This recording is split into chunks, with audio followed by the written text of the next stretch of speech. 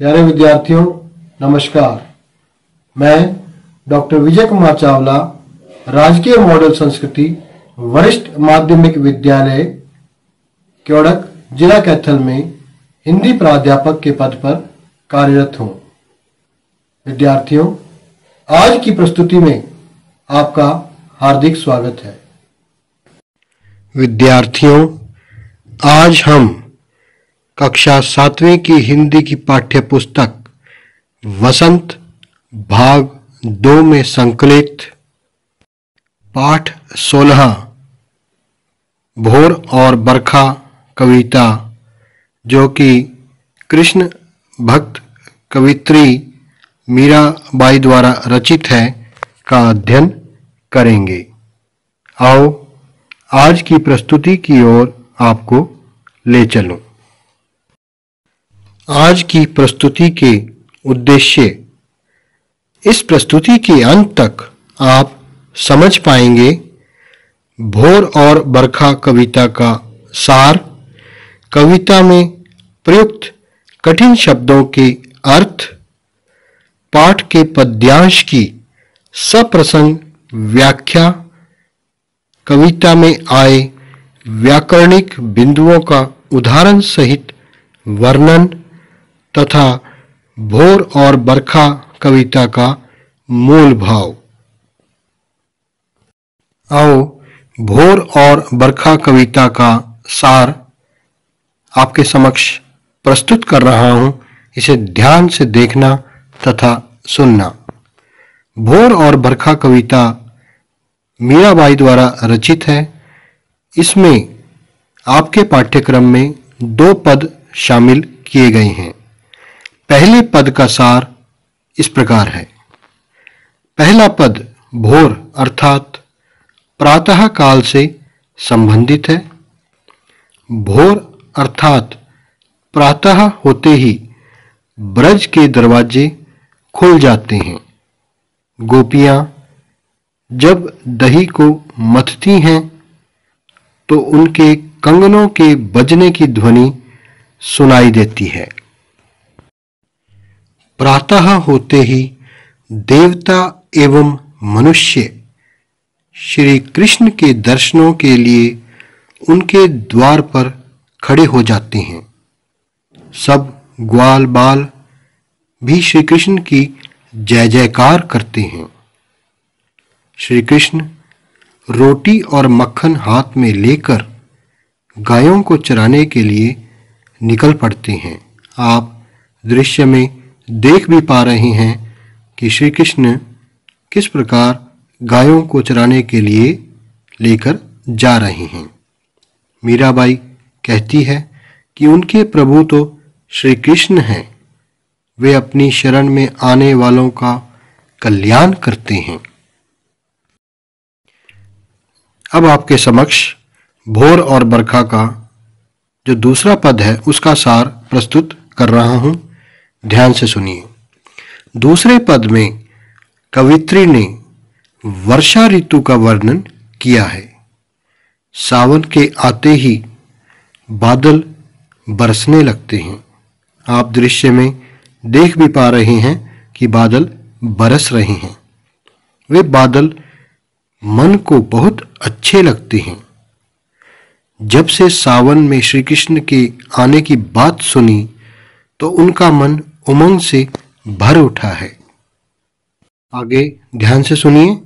सावन में बादल उमड़ घुमड़ कर हर स्थान पर वर्षा करते हैं। बीच बीच में बिजली भी चमकती है। वर्षा की छोटी छोटी बूंदों के साथ शीतल एवं सुहावनी वायु भी बहने लगती है। मीरा जी कहती हैं कि ऐसे अवसर पर वह अपने प्रभु श्री कृष्ण के लिए मंगल गीत गाती हैं। आप दृश्य में देख भी पा रहे हैं कि मीराबाई किस प्रकार श्री कृष्ण के लिए मंगल गीत गा रही हैं। विद्यार्थियों, अब मैं आपके समक्ष मीराबाई द्वारा रचित पहला पद पढ़ने जा रहा हूं। इसके उपरांत हम इस पद में आए कठिन शब्दों के अर्थों को जानेंगे। तो पहला पद आपके समक्ष है, ध्यान से सुनिए। मीराबाई जी कहती हैं, जागो बंसी वारे ललना, जागो मोरे प्यारे, रजनी बीती भोर भयो है, घर घर खुले किंवारे, गोपी दही मथत सुनियत हैं कंगना की झनकारे, उठो लाल जी भोर भयो है, सुर नर ठाडे द्वारे, ग्वाल बाल सब करत कुलाहल, जय जय सबद उचारे, माखन रोटी हाथ महलीनी, गौवन के रखवारे, मीरा के प्रभु गिरधर नागर, शरण आया को तारे। पहले पद में आए कठिन शब्दों के अर्थ निम्न अनुसार हैं, ध्यान से सुनिए। रजनी, रजनी शब्द का अर्थ है रात। भोर, भोर का अर्थ है प्रातः या सुबह। किंवारे, किंवारे का अर्थ है किवाड़ अर्थात दरवाजा। मथत, मथत का अर्थ है मथना। सुरनर, सुरनर का अर्थ है देवता और मनुष्य, यहाँ द्वंद्व समास का प्रयोग हुआ है। ठाडे, ठाडे का अर्थ है खड़े। कुलाहल, कुलाहल का अर्थ है शोर। उच्चारे, उच्चारे का अर्थ है उच्चारण। लीनी, लीनी का अर्थ है ले ली। गौवन, गौवन का अर्थ है गायें। रखवारे, रखवाली करने वाले। शरण, शरण का अर्थ है शरण, शरण में आना। तारे, तारे का मतलब होता है तारना अर्थात कल्याण करना। विद्यार्थियों, अब मैं आपके समक्ष भोर और बरखा कविता का जो दूसरा पद है वह पढ़ने जा रहा हूं, ध्यान से सुनिए। बरसे बदरिया सावन की, सावन की मन भावन की, सावन में उमग्यो मेरो मनवा, भनक सुनी हरि आवन की, उमड़ घुमड़ चहु दिस से आया, दामिन दम के झर लावन की, नन्ही नन्ही बूंदन मेहा बरसे, शीतल पवन सुहावन की, मीरा के प्रभु गिरधर नागर, आनंद मंगल गावन की। तो विद्यार्थियों, अब इस पद्यांश के जो कठिन शब्दों के अर्थ हैं वह मैं आपके समक्ष रखने जा रहा हूं, ध्यान से सुनना। दूसरे पद के कठिन शब्दों के अर्थ निम्न अनुसार हैं। बदरिया, बदरिया का अर्थ है बादल। भावन, भावन का अर्थ है भाना या अच्छा लगना। उमग्यो, उमग्यो का अर्थ है प्रसन्न होना। मनवा, मनवा का अर्थ है मन। भनक, भनक का अर्थ होता है खबर। आवन, आवन का अर्थ है आना। चहुदिस, चहुदिस का अर्थ है चारों दिशाओं से। दामिन, दामिन का अर्थ है बिजली। दमके, दमके का अर्थ है चमक। लावन, लावन का अर्थ है यहां लाना। मेहा, मेहा का अर्थ है बादल। सुहावन, सुहावन का अर्थ है सुहावनी। नागर, नागर का अर्थ है चतुर। मंगल गायन, मंगल गायन का यह अर्थ है मंगल गीत।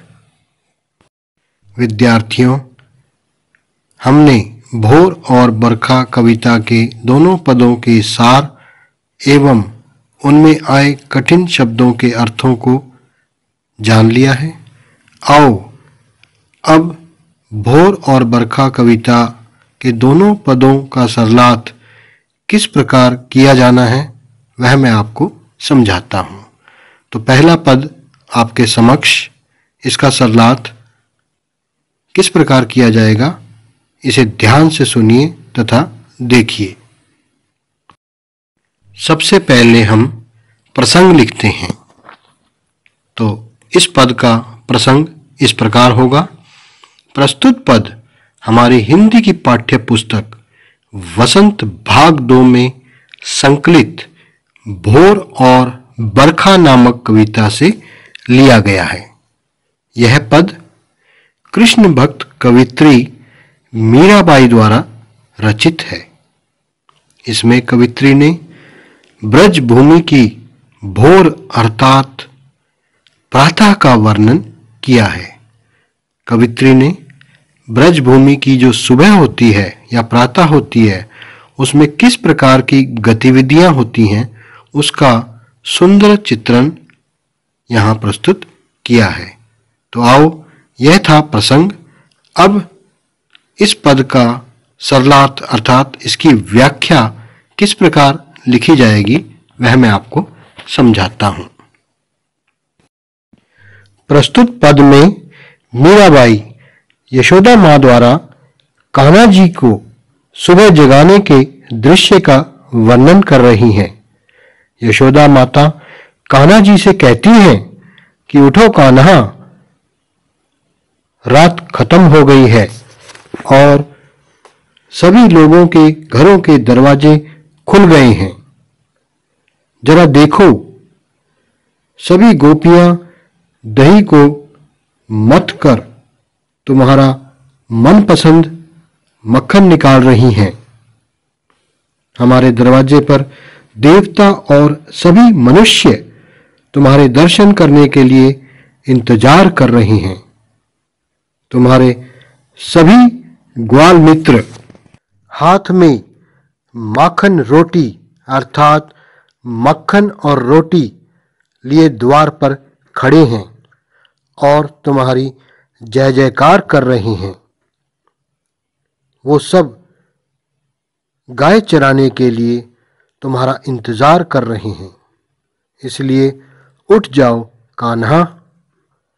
मीराबाई कहती हैं कि मेरे प्रभु तो गिरधर नागर हैं। वे अपने शरण में आने वाले प्रत्येक प्राणी का कल्याण करते हैं। तो विद्यार्थियों, ये थी पहले पद की व्याख्या। अब प्रसंग एवं व्याख्या के उपरांत हमें विशेष पक्ष को भी प्रस्तुत करना होता है। तो पहले पद का जो विशेष तत्व है वह मैं आपके समक्ष रखने जा रहा हूं। ध्यान से देखना तथा सुनना। पहले पद में जो विशेष तत्व हैं या जो विशेषताएं विद्यमान हैं वह इस प्रकार हैं। कवित्री ने ब्रज में सुबह के समय होने वाली गतिविधियों का वर्णन किया है। यह इस पद का मूल भाव है। इसे हम भावार्थ भी कह सकते हैं। दूसरा, श्री कृष्ण के बाल रूप का सुंदर वर्णन हुआ है। यह भी दूसरा मूल भाव है। ब्रज भाषा का प्रयोग दर्शनीय है। मीराबाई ने यहाँ ब्रज भाषा का प्रयोग जिस तरह से किया है वह देखने योग्य है। कवित्री ने पुनरुक्त शब्द का प्रयोग जिस प्रकार किया है वह भी देखने योग्य है, जैसे जय जय। अगली विशेषता है प्रस्तुत पद में गेयता एवं लयात्मकता विद्यमान है। कविता में गेयता एवं लयात्मकता सदैव विद्यमान होती है। और अंतिम विशेषता है इस पद में द्वंद्व समास का प्रयोग देखते ही बनता है, जैसे माखन रोटी, मक्खन और रोटी। विद्यार्थियों, अब है आपके समक्ष भोर और बरखा कविता का दूसरा पद। ध्यान से देखिए। कवित्री मीराबाई इस पद में क्या कहना चाहती है, यह मैं आपको अब बताने जा रहा हूं। इसे ध्यान से देखना तथा सुनना। सबसे पहले हम जानेंगे इस पद्यांश का प्रसंग किस प्रकार लिखा जाएगा। प्रसंग: प्रस्तुत पद हमारी हिंदी की पाठ्य पुस्तक वसंत भाग 2 में संकलित भोर और बरखा नामक कविता से लिया गया है। यह पद कृष्ण भक्त कवित्री मीराबाई द्वारा रचित है। इसमें कवित्री ने वर्षाकालीन प्रकृति का सुंदर चित्रण किया है।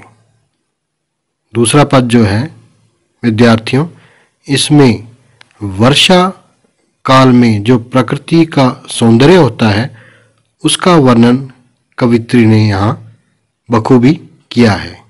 तो आओ दूसरे पद का सरलार्थ अर्थात उसकी सप्रसंग व्याख्या में व्याख्या किस प्रकार लिखी जाएगी इसे जान लें। व्याख्या ध्यान से सुनिए। प्रस्तुत पद में मीराबाई सावन मास का बड़ा ही मनमोहक चित्रण कर रही हैं। इस पद में उन्होंने बताया है कि सावन के महीने में मनमोहक बरसात हो रही है। उमड़ घुमड़ कर बादल आसमान में चारों तरफ फैल जाते हैं। आसमान में बिजली भी कड़क रही है। आसमान से बरसात की नन्ही नन्ही बूंदें गिर रही हैं। यहाँ नन्ही नन्ही पुनरुक्त शब्द है, पुनरुक्ति प्रकाश अलंकार भी है। यहाँ ठंडी और सुहावनी हवा बह रही है। वर्षा ऋतु का यह दृश्य पाठकों को अपनी ओर आकर्षित करने वाला है। यहाँ चित्रात्मक भाषा का भी प्रयोग हुआ है। ऐसे में मीराबाई कहती हैं कि मेरे प्रभु तो श्री कृष्ण हैं, वह उनके आने की खुशी में मंगल गीत गा रही है। आप देख भी रहे हैं कि दृश्य में वर्षा ऋतु का एक दृश्य मैंने आपके समक्ष प्रस्तुत किया है और नीचे मीराबाई मंगल गीत गाते हुए आपके समक्ष दिखाई गई हैं।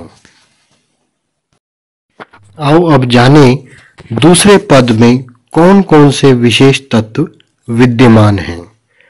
पहला, प्रस्तुत पद में वर्षा ऋतु का मनमोहक चित्रण किया गया है। दूसरा, मीराबाई की श्री कृष्ण के प्रति भक्ति भावना दर्शनीय है। ये दोनों भावार्थ के अंतर्गत आएंगे।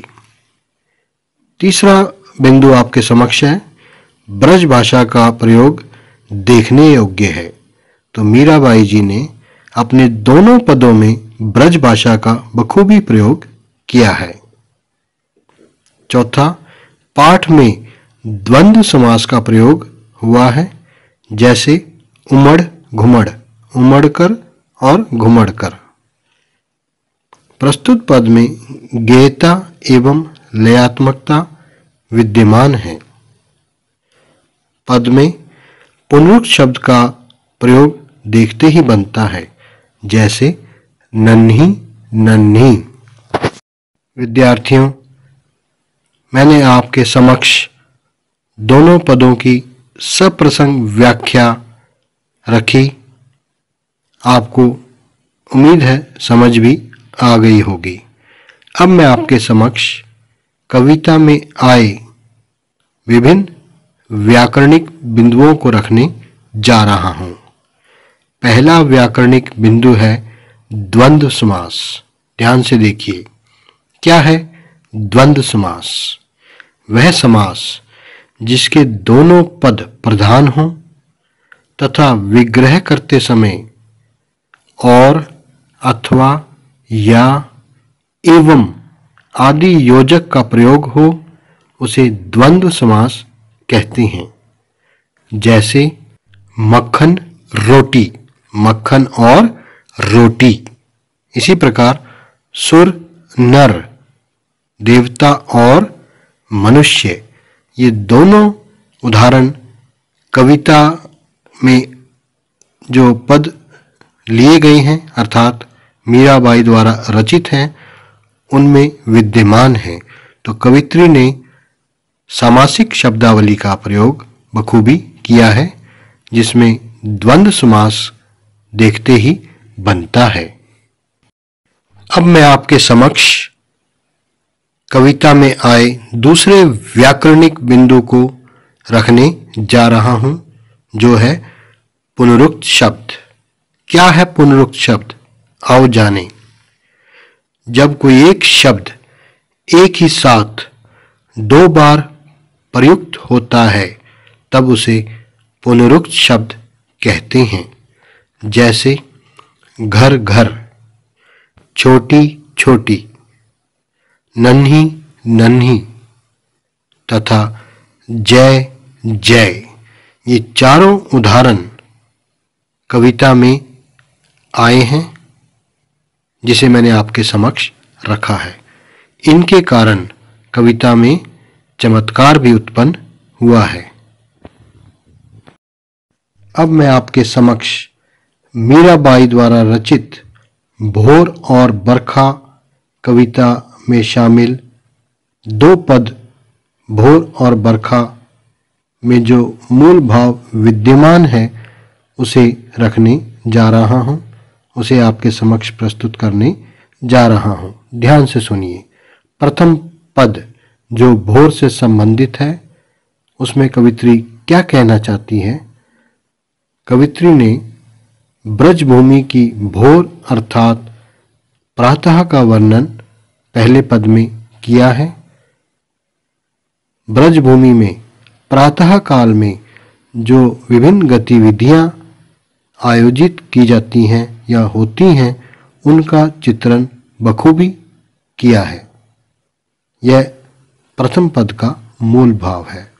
दूसरा पद बरखा से संबंधित है। इसमें कवित्री ने वर्षाकालीन प्रकृति का मनमोहक चित्रण प्रस्तुत किया है। विद्यार्थियों, यह थी मेरी भोर और बरखा कविता की प्रस्तुति।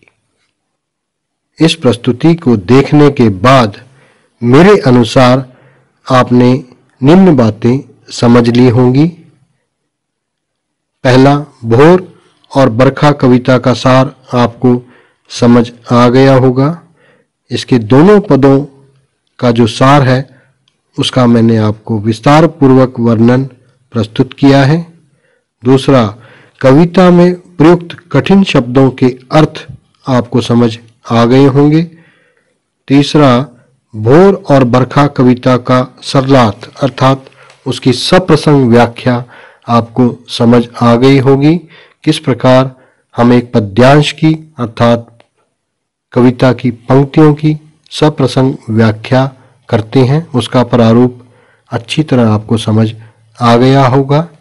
चौथा, कविता में आए व्याकरणिक बिंदुओं का उदाहरण सहित वर्णन जो मैंने आपके समक्ष रखा वह भी आपको समझ आ गया होगा। और अंतिम, मीराबाई के जो पद हैं उनका मूल भाव जो मैंने आपके समक्ष रखा वह भी आपको अच्छी तरह समझ आ गया होगा। विद्यार्थियों, अब मैं आपके समक्ष भोर और बरखा कविता के स्व आकलन हेतु कुछ प्रश्न लेकर आया हूं। ध्यान से देखिए, सुनिए तथा इनका उत्तर दीजिए। पहला प्रश्न है आपके समक्ष जो बहुविकल्पीय प्रश्न है जिसका उत्तर आपके समक्ष ऑप्शन में दिया हुआ है। प्रश्न सुनिए। मीराबाई किसके स्वागत में गीत गाना चाहती है? बादल के, वर्षा के, श्री राम के या श्री कृष्ण के स्वागत में गीत गाना चाहती है? सोच समझकर अपना उत्तर दीजिए।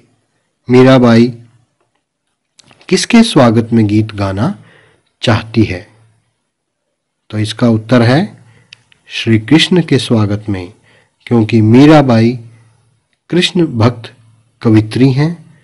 श्री कृष्ण के प्रति उनकी भक्ति भावना दर्शनीय है। अब आपके समक्ष है दूसरा प्रश्न, ध्यान से सुनिए। श्री कृष्ण की जय जयकार कौन कर रहे थे? ऑप्शन है सिपाही, गोपियां, नंद बाबा या ग्वाल बाल। आपने दोनों पदों के सरलात को, दोनों पदों के सार को ध्यान से सुना। अब यह प्रश्न उन्हीं में से लिया हुआ है। श्री कृष्ण की जय जयकार कौन कर रहे थे? ऑप्शन मैंने आपके समक्ष रख दिए हैं, आप देख भी पा रहे हैं। बताइए इसका उत्तर क्या है? इसका उत्तर ग्वाल बाल है। क्या है? ग्वाल बाल, जो उनकी जय जयकार कर रहे थे। विद्यार्थियों, अब है आपके समक्ष अगली गतिविधि। निम्नलिखित वाक्यों को पूरा करें। पहला वाक्य है, मीराबाई के पद डैश भाषा में रचित हैं। जो भोर और बरखा में दो पद शामिल हैं, वे किस भाषा में रचित हैं? ऑप्शन है ब्रज भाषा या अवधी भाषा। तो सोच समझकर अपना उत्तर दीजिए। क्या है इसका उत्तर? ब्रज या अवधी? क्या है? ब्रज भाषा। शाबाश। मैंने आपको दोनों पदों के सरलात के विशेष में भी बताया था कि दोनों पद ब्रज भाषा में लिखे गए हैं। अब दूसरा वाक्य ध्यान से सुनिए। मीरा के आराध्य देव कौन हैं? डैश हैं। कौन हैं? श्री राम या श्री कृष्ण? ये तो आप बता ही देंगे, क्योंकि इससे पूर्व भी मैंने आपको बताया था कि मीराबाई किसकी भक्ति भावना में लीन थी? श्री कृष्ण की। शाबाश। तीसरा है आपके समक्ष वाक्य, बरखा पद में डैश मास की वर्षा का वर्णन किया गया है। सावन मास की या फागुन मास की? तो इसका उत्तर है सावन मास की। बहुत बढ़िया। चौथा वाक्य है आपके समक्ष, भोर शीर्षक में डैश दही मथ रही थीं, यशोदा या गोपियां? तो कौन मथ रही थी? गोपियां। अंतिम वाक्य, उथल पुथल में डैश समास है, द्विगु या द्वंद्व? इसका उत्तर भी आप आसानी से दे पाएंगे, क्योंकि मैंने आपको व्याकरणिक बिंदुओं में द्वंद्व समास की परिभाषा में इसका वर्णन प्रस्तुत किया है। तो इसका उत्तर है द्वंद्व समास। विद्यार्थियों, अब आपके समक्ष है अंतिम गतिविधि। ध्यान से देखिए तथा सुनिए। निम्नलिखित वाक्यों में सही गलत का चयन करें। गोपियां प्रातःकाल अपने अपने घर में दही मथ कर मक्खन निकाल रही थीं। क्या यह कथन सही है या गलत? तो यह कथन सही है। दूसरा वाक्य है, कवित्री ने गौओं का रखवाला नंद को कहा है। क्या यह कथन सही है या गलत? तो यह कथन गलत है, क्योंकि गौओं का रखवाला नंद नहीं है। तीसरा, प्रथम पद में श्री कृष्ण के बाल रूप का सुंदर वर्णन हुआ है। यह कथन सही है या गलत? तो यह कथन सही है। और अंतिम वाक्य है आपके समक्ष, भोर अर्थात प्रातः होते ही ब्रज के दरवाजे खुल जाते हैं। क्या यह कथन सही है या गलत?